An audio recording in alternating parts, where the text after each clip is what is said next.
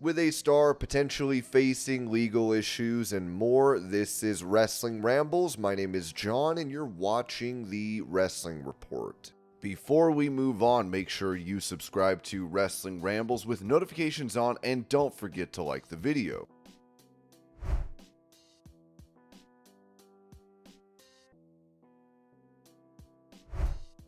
Touching on WWE's internal reaction to Dakota Kai's injury, Ringside News said Dakota Kai has been a stand-up performer on WWE television, particularly as a member of the Damage Control faction, but injuries have plagued her career as she is currently out of action due to injury, and now WWE's internal reaction to Kai's injury has been revealed. During the August 5th edition of Monday Night Raw, Kai was scheduled to face Sonya Deville. However, before the match could take place, Sonya Deville, Shayna Baszler, and Zoe Stark launched a surprise attack on Damage Control. During the melee, Kai was seen clutching her leg, and this made people fear that Kai might have been legitimately injured. That fear was confirmed when it was announced that Dakota Kai would be sidelined for 8 to 10 weeks due to a torn meniscus. She is scheduled to undergo surgery to repair the injury. According to PW Insider, Dakota Kai has garnered considerable sympathy backstage at WWE, where she is well liked and respected. While there isn't a set return date for her, there's optimism that she'll be back on TV as WWE starts its build-up to Survivor Series on November 30th. This injury comes just a few months after Kai made a return to the ring in March of 2024, following a 10-month hiatus due to an ACL tear she sustained in May of 2023.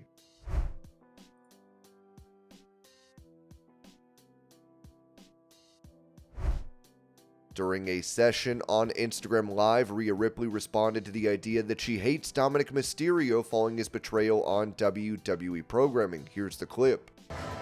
Do I hate Dom? God. It's a tough question to ask. I don't think I fully hate him. Obviously, he's really pissed me off. I don't think that I could ever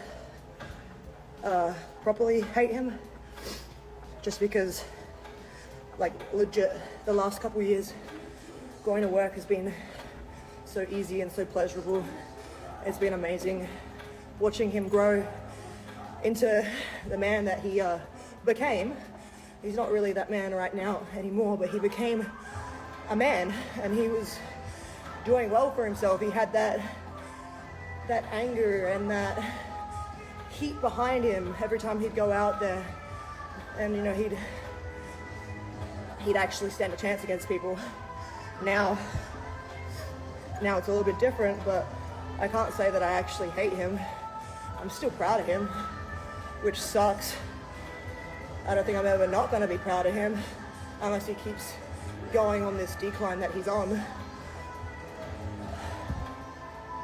But like I said, the last couple of years, we've experienced too much together. We've been able to do way more than just go to like Raw. Like, we've gone to Australia together. We've done all these things. We've done ghost tours together. We've traveled together. So I don't think I can actually hate him. He's just really fucked me up and broken my heart. And now I'm gonna break every single limb in his body. Seems fair.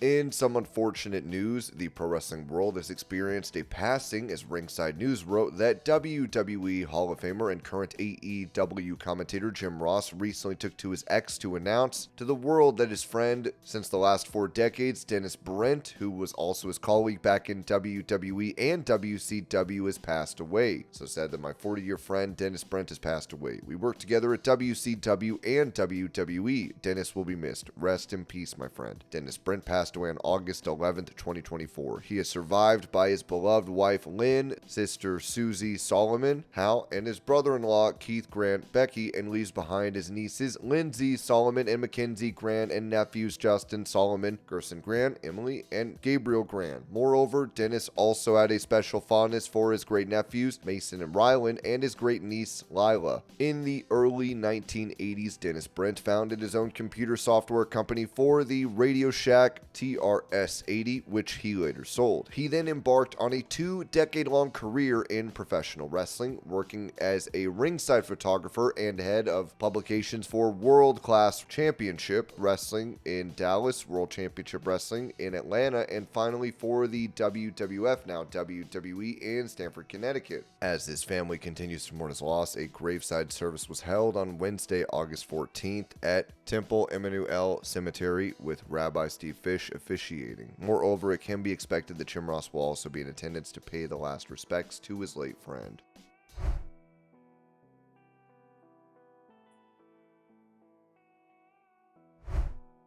Discussing the alleged bidding war between WWE and AEW over his services as a pro wrestler, MJF said this to Wrestle Talk. "I won. I'm rich-ish. It's crazy, dude. You don't understand. I have so much money. It's hilarious. The whole locker room hates me because they all know how much I'm making, and it's peanuts in comparison. And I'm only 28, so you've got guys walking around in their 40s who have given their bodies to this industry. They're practically dying, and they aren't even making a fraction of what I make. It's great. Tony Khan, my God, show me the number. I signed fast. Anyways, so yes, I won, to answer your question." Asked if he had discussions with WWE during the supposed bidding war, MJF said, "I can't answer that if he had talks with WWE for legal reasons, because if I did have conversations with WWE, that would be considered what? Contract tampering."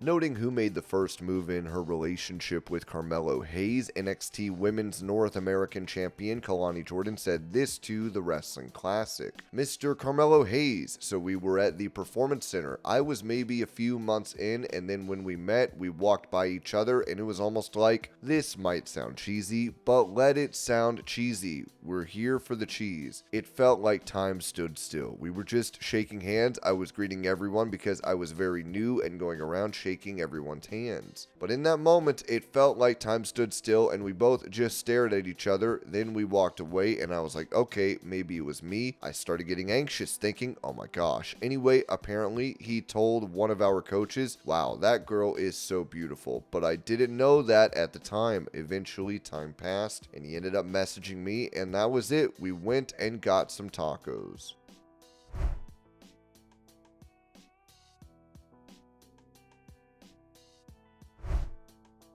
Talking about Dynamite Kid Tommy Billington getting a contract from AEW. Now, WWE reached out to him. Dax Harwood said this in a video.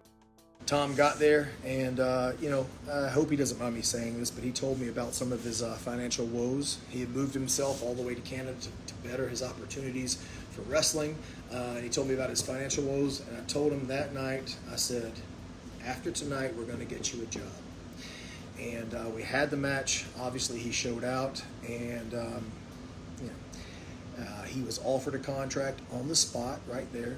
He didn't accept just yet, but he was offered a contract right on the spot. I know the very next day, WWE also reached out to someone close to Tommy and asked about getting him there. And there was I don't want to say a bidding war, but there was a bit of some power plays, and Tom decided he wanted to come to AEW. So I think you'll see more of Tommy Billington in AEW to come.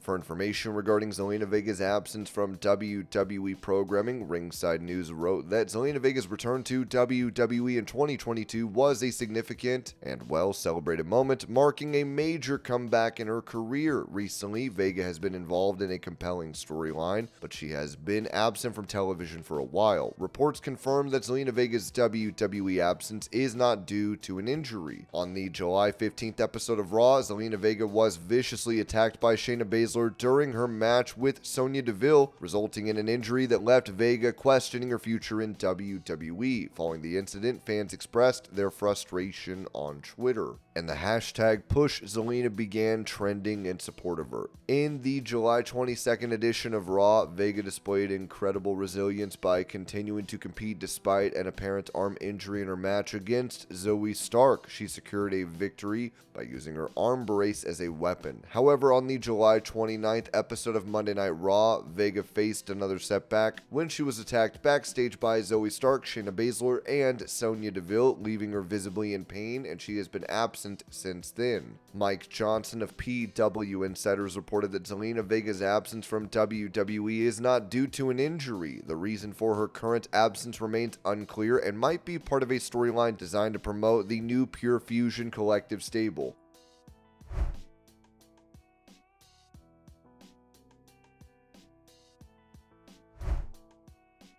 Talk about what is to come for his promotion. AEW President Tony Khan told TV Insider, "It is a very exciting time in AEW for many reasons. We're days away from AEW All In on August 25th. This is the most important and exciting time in AEW's history. In addition to what is happening in the ring, there are so many exciting things happening behind the scenes at AEW right now. We're on the verge of the most important announcements in the history of AEW. There are multiple aspects. The arrival of these announcements is imminent. We'll have big news that could come at any time. Isn't that the best kind of wrestling surprise, when you know something is coming and you want it and it's exciting, but you're not sure when it's going to happen? You have that feeling it's going to happen. In this case, I have more than a feeling, to paraphrase Boston. I have been working on this for a long time. We have a great team here. The future of AEW is very bright."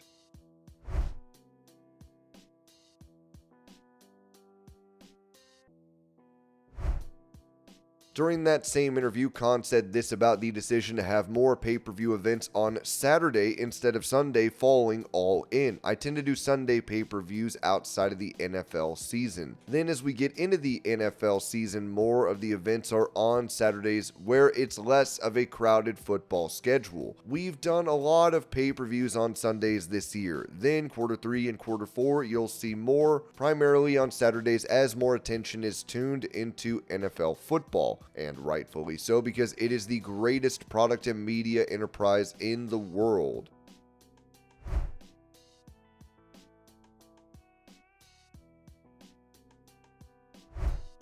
Going over why he did not take part in the G1 tournament for New Japan Pro Wrestling, AEW star Bryan Danielson told Sports Illustrated, "Over the winter, I told Geto, the booker in New Japan, I would love to do the G1 this year. I just wrestled Zack Sabre Jr. in Japan in February. I was so excited. It all happened in the heat of the moment. I would like to think it would be possible. I don't limit possibilities in my mind, but it seems unlikely. My neck isn't doing real great right now, so there's my health. But even if Tony Khan freed me up for the entire summer and said, go do the G1, I wouldn't want to leave my wife and kids for that long. I don't think my wife would think it was good for my health either. I've always wanted to do the G1. I don't know if that's going to be in the cards for me, and that's okay."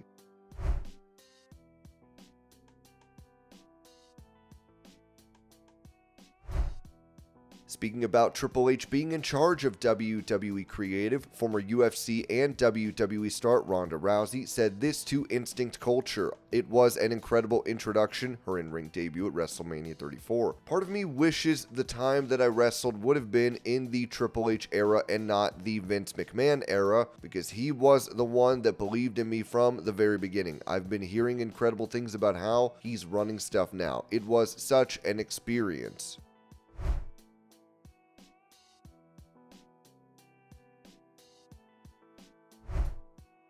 For an update on the recovery progress of AEW star Adam Copeland, Ringside News wrote that AEW has several stars who are currently injured and waiting for approval from the medical team to return. Adam Copeland is one of those stars, dealing with a leg injury, but he is working hard to make his return happen as soon as possible. After fracturing his tibia during his barbed wire steel cage match against Malachi Black at Double or Nothing, Adam Copeland provided some insight into the surgery he underwent and his recovery process. During a recent recent Q&A on Fightful Select, Sean Ross Sapp was asked about Adam Copeland's injury status. It was reported that Adam Copeland's injury recovery progress is going good from what I understand. However, it was not disclosed how much longer the former Edge will be out before he is able to come back. The Rated R superstar made a significant impact when he joined AEW, and it was initially difficult to believe that Edge had left WWE. His reason for leaving became clear when he was quickly involved in a long storyline with Christian Cage. Fans are eager to see what happens upon his return, as there may be unfinished business.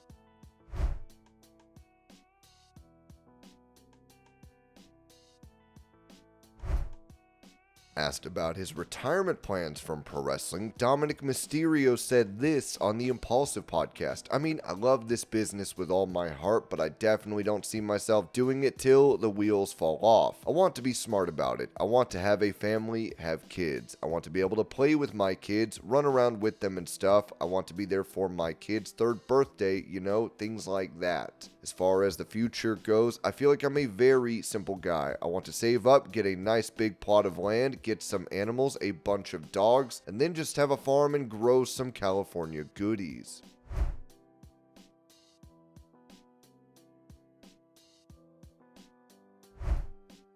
Explaining why she ended up parting ways with WWE, former backstage correspondent for the company, Kayla Braxton, told the Ring Generals it wasn't an easy decision, but it was something that I was thinking about for a long time. It's no secret that I didn't come from the wrestling world. I was introduced to it, and I'm so glad I was. I came to love it, and it will be one of the best parts of my entire life. I think I just didn't have that same connection as others who've dreamt of being here their entire lives. I recognize that I have done everything. I didn't want to be on commentary. They asked me a few times if I wanted to do commentary, and I said, hell no. I don't know how they do that. I was like, what else can I do here? I'm keeping myself from advancing in other things I want to do. I'm not a spring chicken anymore. I know how women are viewed in the entertainment industry and television. I'm also keeping other people who want this spot away from it, and they might love it and appreciate it more. Even when I left the bump, I did that for a couple of reasons.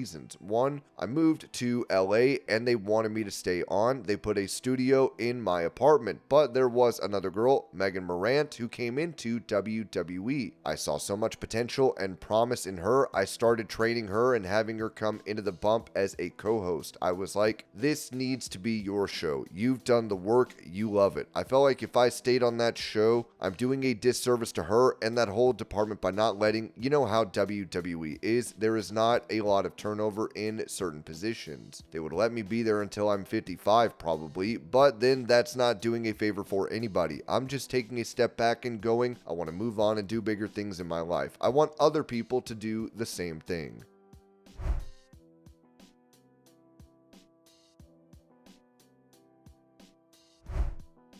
Revealing how long he has been mentally preparing for his WWE retirement, John Cena told Instant Culture, "It's something I've been preparing for a long time. If you backtrack interviews, I started talking about that in maybe 2019. I'm ready for it. Now is the perfect time to do it. I have a little bit of time in 2025, and the WWE has been awesome in working with schedules. They thought it was a great idea. They kind of ran with the idea. We expanded it to a year, 36 states. I feel great. It's a happy thing. I'm not going to tell anyone how to feel because I don't believe in that, but I'm going to approach it with an upbeat attitude."